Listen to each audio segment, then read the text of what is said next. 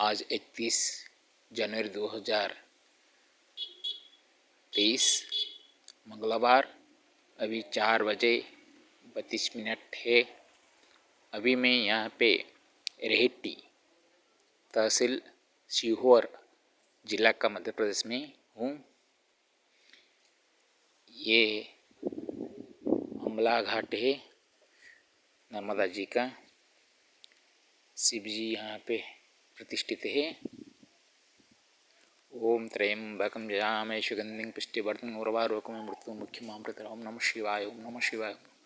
नर्मदे हर, नर्मदे हर, नर्मदे। सुबह मैंने एक राम स्नेही आश्रम मालथोर मध्य प्रदेश में कुछ समय के लिए सुबह रुका हुआ था।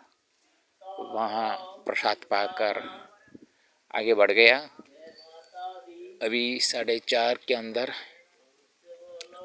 माता जी के किनारे में आके पहुँचा हूँ। वो मंदिर के कोई अभी नहीं आए हैं, तो बाहर मैंने खड़ा हुआ हूँ। तो जब रामस्नेही आश्रम में मैंने था तो दोनों वो राम नारायण जी वो आश्रम का वो साधु है, शायद उनका परिवार भी है, और एक ब्रह्मचारी शिवगिरी बैठे हुए थे। दोनों के साथ बहुत सारे बातें हुई। तो उससे कुछ जो मेरे को ज्ञान प्राप्त हुआ उसको लेकर मैंने बनाया हूँ राम स्नेही। पहले संस्कृत में पढ़ लेता हूँ, बाद में उसका अनुवाद करूँ। राम शिवोचिता वाणी सत्संग स्वरूपात्मिका राजते च कपोतानां शान्तिदूते वचलनं मानवकृषकभक्त्या नारदेन सचेतित माधवो कीदृशं तस्य चाकारयत् प्रमाणतः संजयवत् साधुवाच मार्गे मया श्रुतं मधु शिवगिरिगिरिणैव गोदावरी कथा श्रुता नास्ति तपोफलं तत्र यत्रास्ति न च प्रभुता नास्ति यत्र प्रकृतिश्च दत्तमूल्यसफलता हीना मन्येन मनुष्या स्थिरात्मसुखिना मुदा हानापरिग्रहणाभ्यां मानसश्च भवेत् स्थिरम् रामस्नेहिं समागत्य साधुसङ्गतिमधुना रामरोटिप्रसादेन प्रसादितश्च मे मन प्रसादितं च मे मन रामाय रामचन्द्राय शिवगिरीश्वराय च राजतां मे हृदि नित्यं संजयोक्तिमतेर्नमः। दुर्गया प्रसादोऽहं नर्मदा ब्रह्मणपति मालाथर गतः ग्रामे साध्वा साधुमतेर्जितः।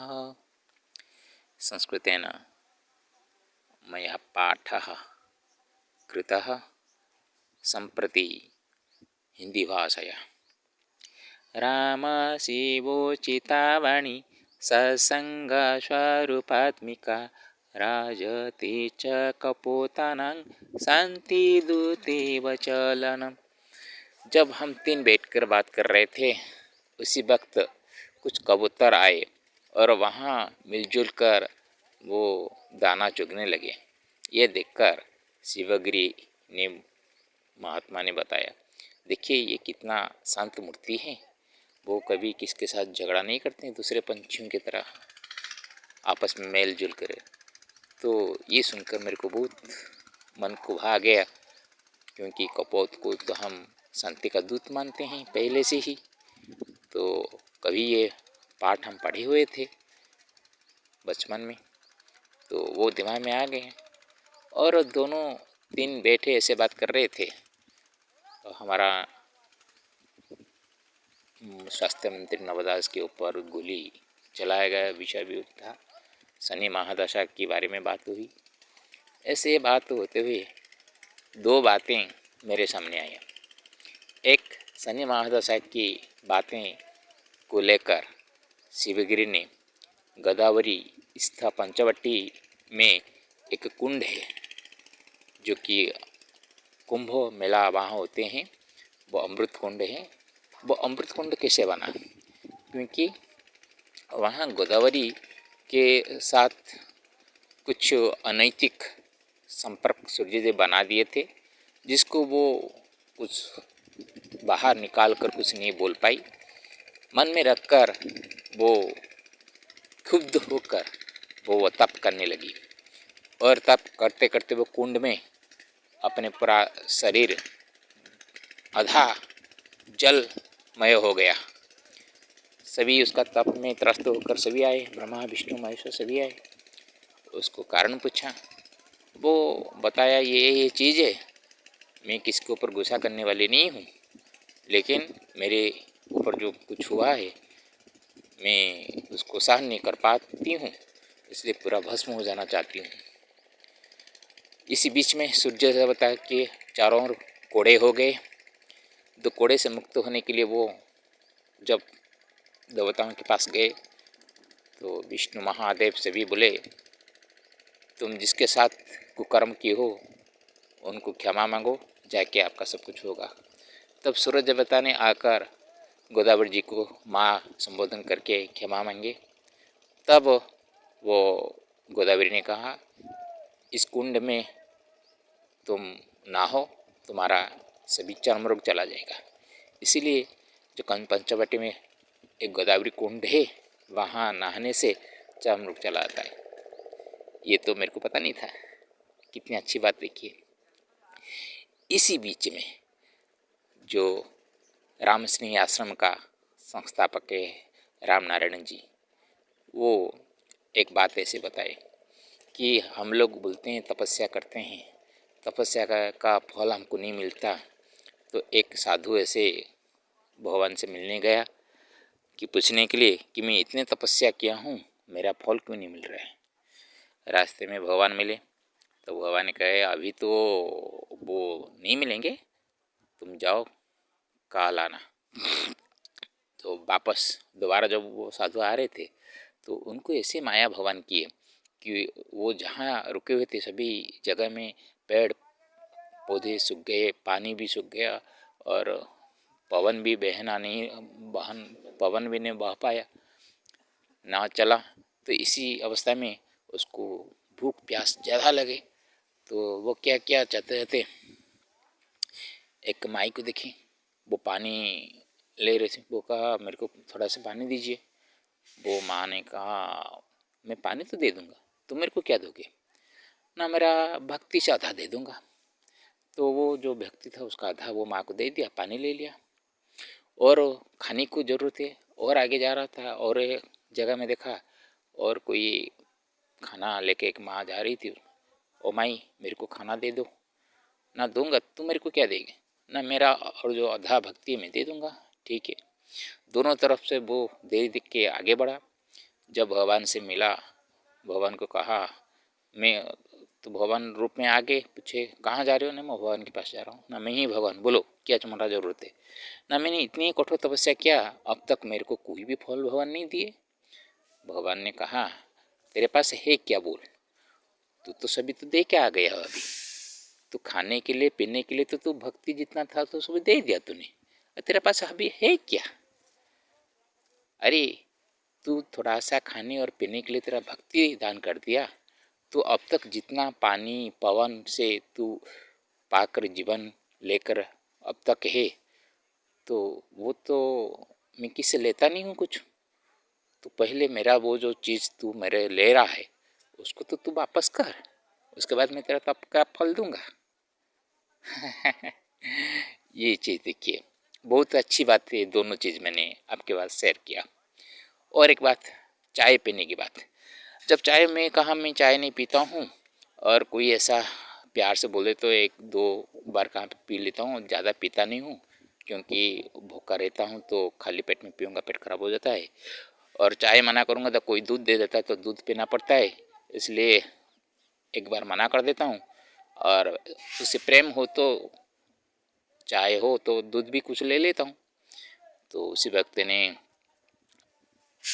शिवगिरी ने कहा, ऐसा देखिए, एक बार आप मना कर दिए तो का मतलब मना कर दिए, और दोबारा चाय नहीं तो दूध का मतलब क्या होता है कि हमारा लालच बढ़ जाता है। तो एक बार एक जगह में चाय नहीं पीता हूँ बोलेंगे, दूसरी जगह में कहा मैं चाय पी लेते हैं, तो परिक्रमा में चलते चलते लोग पीछे जो आते हैं वो दूसरे जगह में जाएंगे, आपको वहाँ देखेंगे, क्या बोलेंगे, आप तो वहाँ नहीं पी रहे हैं बोल रहे हैं, यहाँ पे कैसे पिए। तो ये बात सुनकर मैं कहा, देखो मैं तो 4 दिन ऐसा हुआ था पानी भी लेना नहीं चाहता था, पूरा पानी छोड़ देना चाहता था, जीवन भी चला जाए, लेकिन भगवान का माया देखिए, कुछ खाना चाहते हो तो भी लोगों की नज़र में आ जाते हो, कुछ खाना नहीं चाहते हो तो भी लोग तुमको आगे बढ़ने नहीं देते हैं। ये कसम कसम में चलना पड़ता है हमको, किसी को छोड़ेंगे और किसी को पकड़ेंगे। संकल्प करो कोई बोलता है, कोई बोलता है संकल्प मत करो बोलता है, संकल्प करके तोड़ना बहुत पाप होता है। अरे संकल्प क्या है, मैं अपने आप को परीक्षा करता हूँ हर एक। मैं आज कुछ मन में ले लेता हूँ कि देखिए आज जब मैंने ये पे आके बैठा हूँ, सुबह तो रोटी पा के आया हूँ, अभी तो यहाँ पे कहाँ पे रुकूंगा तो कोई ठिकाना नहीं है, और प्रसाद वगैरह मिलेगा नहीं मिलेगा ठिकाना नहीं है। इसलिए मैंने अपने मन को स्थिर करने के लिए कभी कभी मैं खाना छोड़ देता हूँ, बोलता हूँ मैं संकल्प करता हूँ, बोलता हूँ ये झूठा हो जाता है। अरे झूठ किसको बोलते हैं, खुद को पहले पहचानो ना, हम क्या सही है क्या गलत है। तो सही गलत हम खुद को नहीं पहचानेंगे, दूसरे हमको कुछ बोल देंगे तो उसमें से हम कैसे संसार में चल पाएंगे। और देखो, मानव कृषक भक्त्या नारदेन सचेतित माधवो कीदृशं तस्य चाकारयत् प्रमाणत। ये राम नारायण जी और एक उदाहरण थी। नारद जी आ रहे थे विष्णु जी के दर्शन करने के लिए, और विष्णु जी पृथ्वी की तरफ देख रही के हंस रहे थे एक किसान को देखकर, मुस्कुराते हुए। नारद को देखकर भी कुछ नहीं बोले। राजा ने पूछे, भगवान आप तो हमेशा मेरे को देखते ही बात करने लगते हैं, आज कुछ नहीं बोलते हैं। और कहना, मैं एक भक्ति के ऊपर प्रीत होकर देखता हूँ ना, आप तो बहुत सारे भक्ति, कौन सा भक्ति के बारे में बोल रहे हैं। तो दिखाया किसान को, वो किसान को देखते हैं, वो क्या क्या वो काम करता है, बैल जोतता है, इसमें काम करता है, बैलों को मारता है, गायों को चराता है, जीप को मारता है, इसे भी देखते हैं। नाराज जी का मन में गर्व हुआ, अरे भाई ये तो इस तरह का काम करता है, और ये भगवान का प्रीत कैसे हो गया। तो वो खाने जब बैठा तो एक बार ही पानी से कुछ उसको समर्पण न करके ऐसे ही बोल दिया, प्रभु आज आपके ही दया से जो कुछ मिलता है वो ही मेरे लिए सबसे बड़ा है, बोल के वो खाना लग गया। उसके बाद के दिन भी देखा, नारद जी जाके देखे किशन क्या कर रहा है, सुबह से शाम तक सिर्फ 3 बार ही वो खाते वक्त भगवान को कहा, आज आप जो दिए मैं पा रहा हूँ, ऐसा करके वो खा लिया, और मेरे इतने ही भी संतुष्ट कर रखिएगा, ऐसे बोल के खा लिया। और जो काम उसका देख रहे थे उसमें से कुछ भी अच्छा ऐसा नहीं देखे कि जो कि जीव के प्रति दया हो, ऐसा कुछ वो कृषक के पास नहीं देखे। आके बोले, भगवान ऐसा आपका भक्त है, आपको सिर्फ 3 बार ही आपको बुलाया, लेकिन उसका तो काम तो देखिए कितना, इतना अच्छा काम नहीं है। तब भगवान ने कहा, ठीक है, मेरे को एक इंद्र जी के दरबार से दूध का एक कलश चाहिए, पूरा पूर्ण हुआ कलश, थोड़ा सा भी बूंद नीचे नहीं गिरेगा, उसको लाना है। हाँ हम इंद्र जी को बुला देंगे, नहीं नहीं उनको बुलाना नहीं, आपको जाके ला रहे हैं। नारद जी गए, पूरा वो पात्र से पूर्ण दूध को पकड़कर इंद्र भवन से भवन के पास आए, थोड़ा सा भी नीचे ना गिरे, ध्यान से लाए। आने के बाद श्री कृष्ण जी ने पूछे, नारद जी लाया? हाँ लाया। तो आप कितने बार मेरा नाम लिया? भगवान आपने बोल रहे थे कि दूध का एक भी बूंद नीचे न गिरे, तो इसलिए उसके लिए मैं हम पूरा ध्यान में थे। तो आपका वही तो बात मैं बता रहा हूँ, जो कर्म कर रहा है वो हमारे प्रति काम करके भी हमको जो याद रखता है। आप तो थोड़े से काम के लिए भी मेरा याद आप नहीं कर पाए। वो तो दिन भर काम करता है, फिर भी दिन भर खाते वक्त मेरे को याद रखा। यही नाम का स्मरण है। तो ये भी एक ज्ञान पहले से मैंने सुना हुआ था, फिर भी जो कि राम नारायण संत के वो परिवार में जुड़े हो, फिर भी उनका जो वचन संत की तरह ही है। तो वहाँ से भी कुछ मिला मेरे को आज। संजय साधु बचा मार्गे माया श्रुतं मधु शिवगिरिगिरिणैव गोदावरी कथा श्रुता। और जब पहले सुबह हम उठकर नीलकंठ से आगे बढ़े, मिलके तो सभी थे, संजय जी भी मेरे साथ थे, लेकिन उनके साथ रात में इतना बात नहीं किया था मैंने। उनके जो साथी थे उनके साथ बात किया था, लेकिन संजय जी के साथ बात नहीं किया था।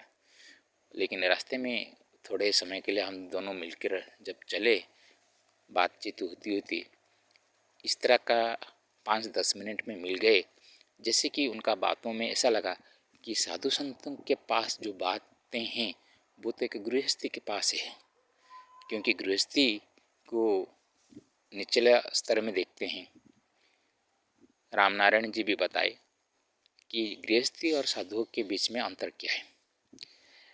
रास्ते में कांटे चुभ जाने पर वो चप्पल पहन लेता है गृहस्थी, उसके लिए माफ़ है, क्योंकि वो कष्ट सह नहीं पाएगा, फिर भी जितना सहता है उतने से भगवान खुश हो जाते हैं। लेकिन साधु तो सब सुख छोड़ के आया है, इसलिए उसके पैर में कांटे चुभे या ना चुभे, चुभने पर भी वो सहना पड़ेगा, इतना अंतर है। तो देखिए, तो साधु जो कि कष्ट सहता है, इसलिए दूसरों को कष्ट को वो देखकर नजरअंदाज करता है। लेकिन गृहस्थी इतना है कि वो जो कष्ट सह नहीं पाता है, तो दूसरों का कष्ट देखकर वो समझता है कि हमारे जैसे भी वो हो गए। इसलिए मेरे यहाँ पे जाता हूँ, एक एक जगह में गृहस्थी लोग मेरे लिए कंबल जुटा देते हैं, जो कि मेरे पास जो साधन है उसमें से मेरे को काफ़ी है। फिर भी उनको लगता है कि बाबा को बहुत ठंडक हो रहे होंगे। तो ये है अंतर, जो दूसरों का दुख को समझ नहीं पाए वो भी किस तरह का साधु है। और शिवगिरी जी का बातों जो मैंने गोदावरी की बात मैंने आपके सामने पहले उपस्थापन कर चुका हूँ, यही वो उसी बीच में बताए थे। नास्ति तपो फलं तत्र यत्रास्ति न च प्रभुता नास्ति यत्र प्रकृतिश्च दत्ता मूल्यस्य फलता। ये भी मैंने आपको बताया हूँ। रामनारायण जी जैसे बताए थे, भगवान जी ने कहा मैं तो आपको पवन दिया हूँ, जल दिया हूँ, सूरज से तेज दे रहा हूँ, ये सभी का मूल्य पहले तो चुका हूँ, बाद में तुम्हारा तप फल का मैं दूंगा। जहाँ पे प्रभु का प्रभुता लोगों को पता ना चले, प्रभुता का मूल्य कितना है पता ना चले, वो लोग मांगेंगे भगवान को, मैं इतना कष्ट झेला, आप मेरे को कुछ भी नहीं दिए। हीनमन्येन मनुष्याश्चिरात्मसुखिना मुदा हानापरिग्रहणाभ्यां मानसस्य भवेत् स्थिरम्। साधारणतः मनुष्य लोग हीन मान्यता में अपने को ऊंचा मानकर, दूसरों को नीचा मानकर, कभी कभी मन में हीनता भाव रखकर जो काम करते हैं उसी में से वो फंस जाते हैं। सही काम करते करते भी गलत हो जाते हैं।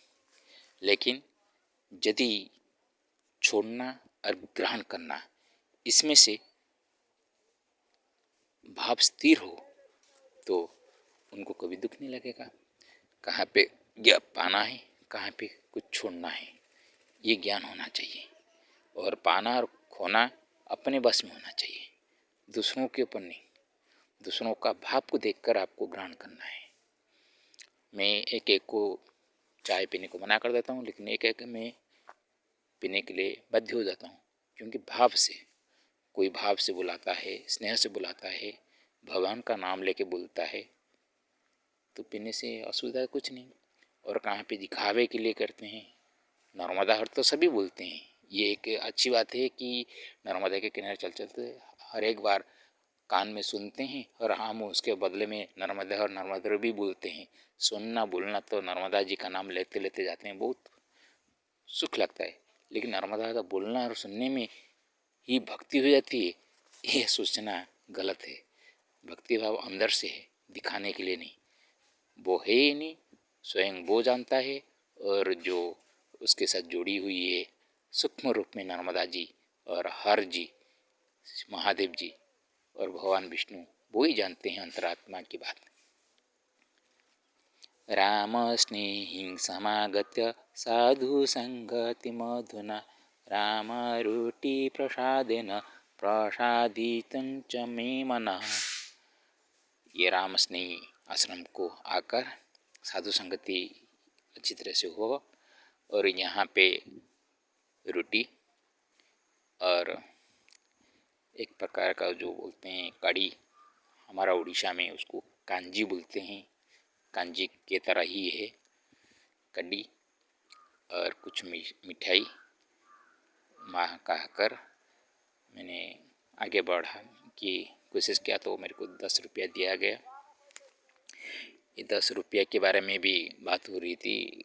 पहले कुछ साधु आए थे, वो जाते वक्त उनमें से सबको वो दक्षिणा दिए, तो सभी पकड़े, लेकिन एक ने लेना मना कर रहा था, लेकिन जब राम नारायण जी दिए वो पकड़ के ले लिए। तो दक्षिणा लेना भी एक प्रकार की आक्षेप आपको सुनाई देगा, न लेने पर भी एक प्रकार आप नहीं लेंगे तो बोलेंगे ये साधु दिखाता है, पैसा नहीं लेता है, कैसे खरीद के खाता है, तो मांग मांग के तो चलता होगा। अभी हम देते हैं तो दिखाने पर नहीं भूलता है, ले लेंगे और क्या जो मिलता है देखना उसको पकड़ कर ये बाबा चलता है। ऐसे शिव जी, गणेश जी और पार्वती जी वृषभ में बैठ कर गए, तो कुछ जाने पर लोग कहे अरे अरे अरे अरे, एक देखिए बुढ़ा सा बैल के ऊपर सभी बैठे हैं। तो उसी वक्त ने शिव जी ने उतर गए, तो एक ने कहा अरे अरे माँ बेटे जा रहे हैं, देखो पापा कैसे चल रहे हैं। तो माँ उतर गई, और कुछ अरे अरे अरे पिता माता नीचे चल रहे हैं, देखो बेटा कैसे बैठा है। तो गणेश जी भी नीचे उतर गए। कुछ देर के बाद फिर गए, ये वाहन उनके पास है, देखो तीनों कैसे जा रहे हैं, देखो पैदल चलकर, उसको दिखाने के लिए क्या चल रहे हैं क्या। तो भगवान ने कहा ये लोगों को क्या सूझ रहा है, हम क्या करें, जो करना है हमारा मन में ही करना है, लोगों का तो बात बोलना ही है, तो किसी का बात को भी ऐसे दिल से लेना है भी नहीं है, लेकिन थोड़ा सा सोचना चाहिए बात क्यों हमारे ऊपर उठ रही है। रामाय रामचंद्राय शिवगिरीश्वराय च राजतामे हृदि नित्यं संजयोक्तिर्मतेर्नमः। संजय जी का जो बात भी सुना वो भी मेरे दिल में रहो, और राम के स्वरूप में जो राम नारायण का जो वचन भी मेरे को सुना, और शिवगिरी महात्मा से जो बात भी मेरे को मिले, ये सभी राम, शिव और भगवान व्यास जैसे दिव्य दृष्टि दिया गया संजय भी भगवत स्वरूप है, ये सभी का वचन मेरे लिए अमृतमय हो, और भगवत स्वरूप में मैं उनको मानता हूँ, इसलिए प्रणाम करता हूँ। दुर्गायासु प्रसादोऽहं नर्मदा भ्रमणपथि मालाथरगतं ग्रामे साधु साधु मतेर्जितः। दुर्गा जी का सुप्रसाद जो पाकर मैं हूँ, नर्मदा भ्रमण रास्ते में मालाथर गांव पर मैंने आने पर जो साधु और असाधु का मति से जो भ्रमित है, वहाँ मेरे को जीत मिली है।